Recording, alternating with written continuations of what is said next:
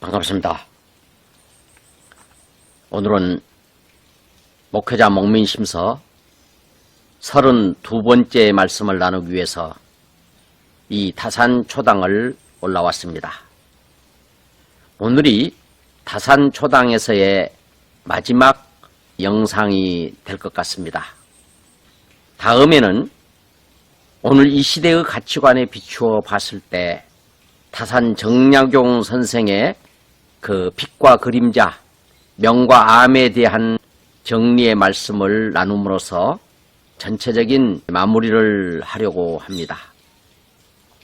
왜냐하면 지금까지 목민심서 12개의 항목 중에서 7번째 예전까지 본문을 인용해서 말씀을 나누었습니다마는 그 이후 병전, 형전, 공전, 진황에 대한 내용은 목회자와 관련이 없거나 또 목회자가 이미 넘치도록 실천하고 있는 그런 내용에서 이 부분은 생략을 하고 마지막 해관에 대한 내용의 말씀을 한번 같이 읽어보면서 마무리 말씀을 나누고자 합니다. 해관 6조는 수령의 교체되어가는 6가지 항목에 관한 것이다. 제1조 체대, 수령의 교체. 관직은 반드시 채임이 있게 마련이다. 취임되더라도 놀라지 않고 잃더라도 연연하지 않으면 백성들이 이를 존경할 것이다. 제2조 귀장, 취임되어 돌아가는 수령의 행장. 청렴한 선비에 돌아가는 행장은 모든 짐을 던져버린 것처럼 경쾌하고 비록 낡아해진 수레에 파리한 말을 탔어도 그 청구한 기품은 사람들의 마음을 감동시킨다.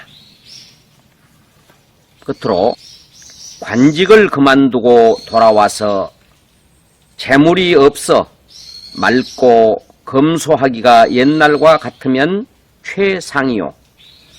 방편을 마련하여 종족을 넉넉하게 해주는 것은 차상이다. 자, 이 말씀에 비추어 봤을 때 목회자들이 이제 심무하던 교회에서 심무를 마무리하고 돌아가는 그 발걸음, 자세, 모습이 어떠해야 될 것인가 하는 내용을 담고 있습니다.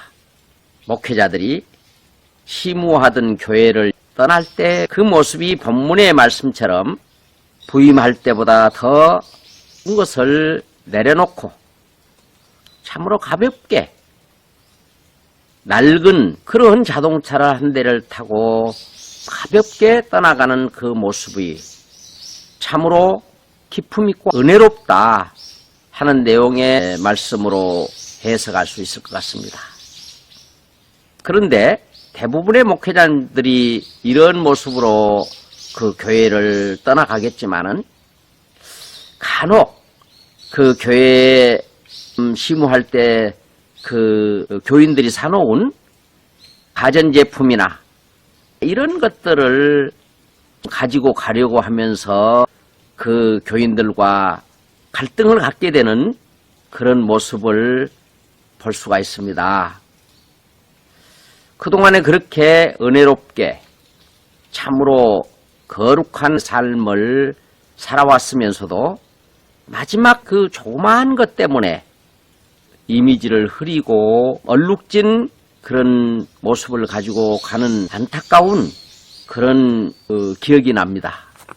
문제는 그동안 무엇을 하기 위해서 그곳에 갔는가?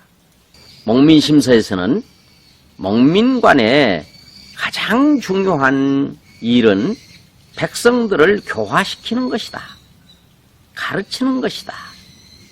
이런 내용을 전번 강의에서 말씀을 나눴습니다마는 목회자는 무엇을 하러 갔는가?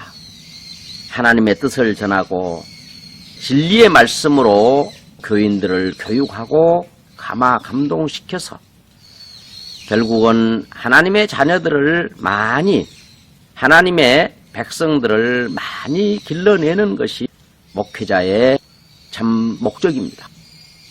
따라서 기간 동안의 가장 큰 실적이라면 하나님에 대해서 무지하고 진리에 대해서 무식하고 삶의 자세가 마땅치 않는 그런 삶을 살아가는 많은 사람들에게 가르침을 주고 또 그렇게 살아가는 모습을 보여주고, 그래서 하나님이 보시게 될 때 참 기뻐할 수 있는, 흐뭇해할 수 있는 그런 사람들을 많이 길러낸다는 것, 그것이 목회자의 가장 근본된 도리였다면, 돌아가는 그런 실적, 겉모습은 빈 모습, 빈손이지만은 많은 사람들을 길러내고 교육하고 또 하나님의 백성을 늘린 그런 실적을 가지고 돌아가는 것이 참 보람찬 그런 발걸음이다.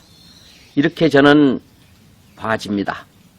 만일에 그동안에 그곳에 온 목적이 그림을 그리려 온 화가였다면 그동안에 많은 그림을 그린 그 그림을 가지고 돌아가겠죠. 그것이 가장 큰 보람이고 실적일 것입니다. 또 그곳에 간 목적이 돈을 벌기 위해서, 사업을 하기 위해서 갔다면 마땅히 돈을 많이 벌어서 재물을 그 차에 가득 싣고 돌아가는 참으로 금이 환영하는 그런 것이 보람된 발걸음이 아니겠습니까? 문제는 무엇을 목적으로 그곳에 갔던 것인가 때문에 돌아가는 발걸음의 보람이라고 하는 것은 그 처음 그곳에 가고자 했던 그 목적과 그런 사명, 그런 것을 온전히 수행하고 실적을 가지고 가는 것은 가장 보람차고 알찬 갈무리를 해가지고 가는 것이다. 그러면 이 타산 초당의 주인공이셨던 타산 정약용 선생은 해배되어 가지고 고향으로 돌아갈 때 무엇을 가지고 갔을까요? 이분은 이곳에서 그 백성들 직접 다스리거나 교육할 수 없었지만은 그 글로서, 책으로서 남겨서 해야 되겠다는 그런 스스로의 목표와 목적을 세우고 이곳에서의 저수를 500권 이상의 저수를 하고 또 여기에 많은 제자들을 가르치고, 그래서 어린 청소년 시기의 제자로 맞이했던 그 제자들이 중년의 학자들이 되고 타산 선생과 가치관을 공유하고 함께 할 수 있는 그런 그 제자들을 이곳에 남기고 갔다. 이런 것이 빈손으로 간 것 같지만은 큰 결실을 거둬가지고 가는 그런 발걸음이었다. 이렇게 우리가 해석을 할 수가 있을 것 같습니다. 마지막으로 돌아가서도 그렇게 청렴하고 가진 것 없이 살지만은 그것이 가장 최상의 모습이다. 어떤 그 삶을, 생애를 그렇게 살아온 사람이 무슨 재산이 있고 무슨 넉넉한 그런 것이 있겠습니까? 당연히 청렴하고 좀 부족하지만은 그것을 자랑스럽게 살아가는 모습이다. 이렇게 얘기를 하고 있습니다. 거기에 덧붙여서 이런 표현을 하고 있습니다. 관직을 그만두고 돌아와서 재물이 없어 맑고 검소하게 하면 최상이요.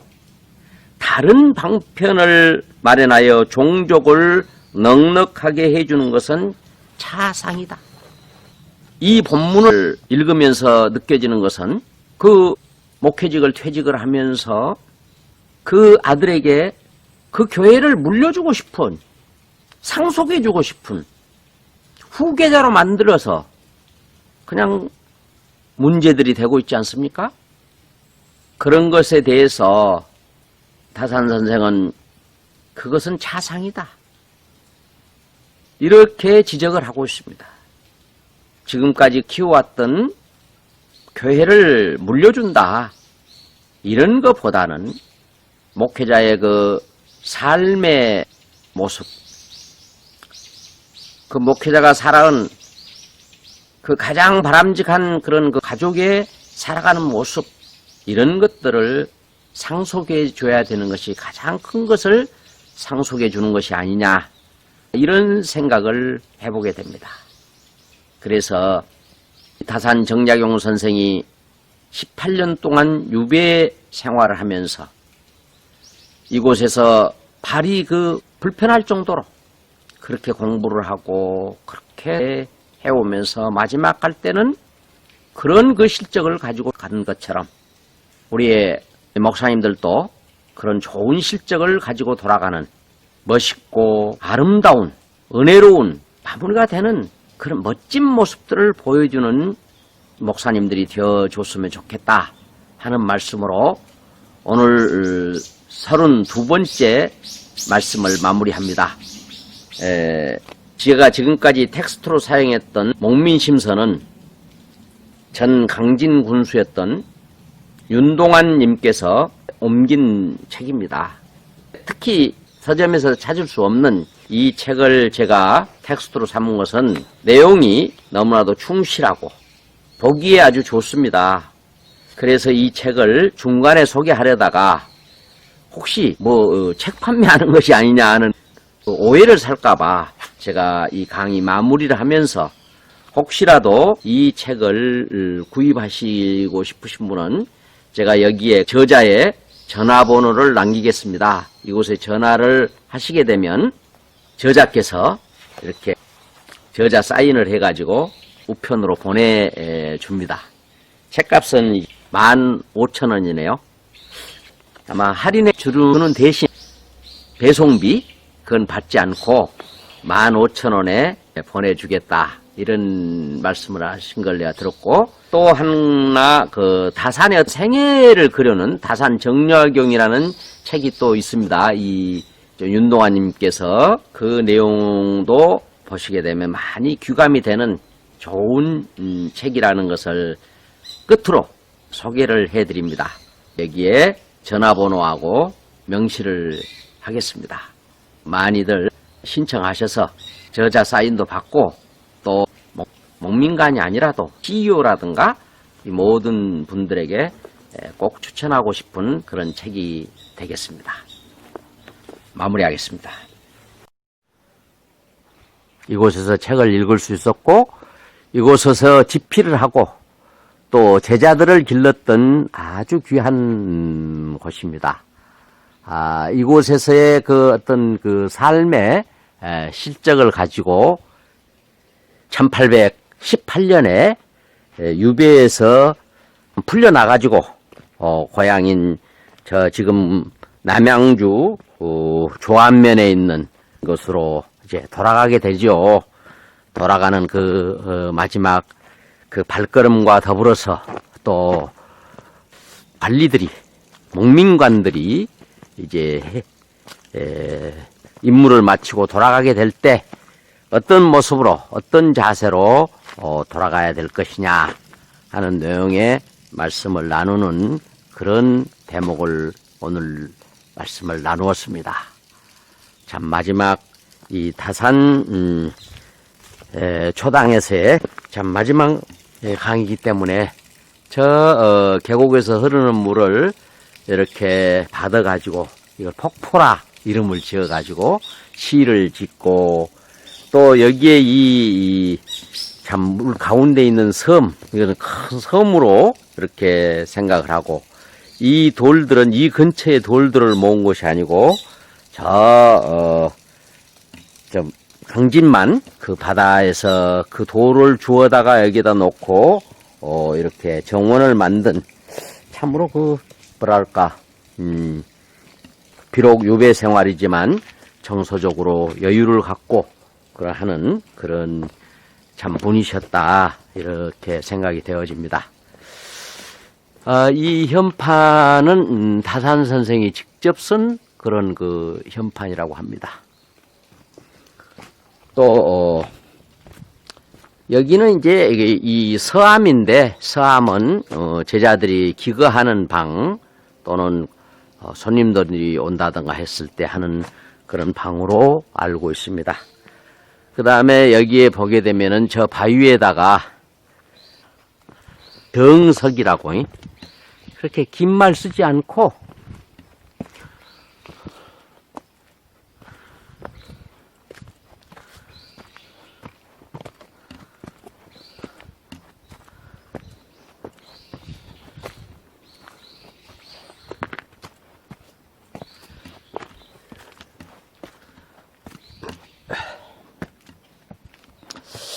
바위에 이렇게 그 긴 말을 쓰지 않고 정석이라고 하는 이 간결한 그런 그 내용. 그래서 정치인들이 타산을 담고 싶으면 꼭 이곳에 와서 이 글씨를 유심히 쳐다보면서 많은 다짐을 하고 생각들을 하고 간다고 합니다.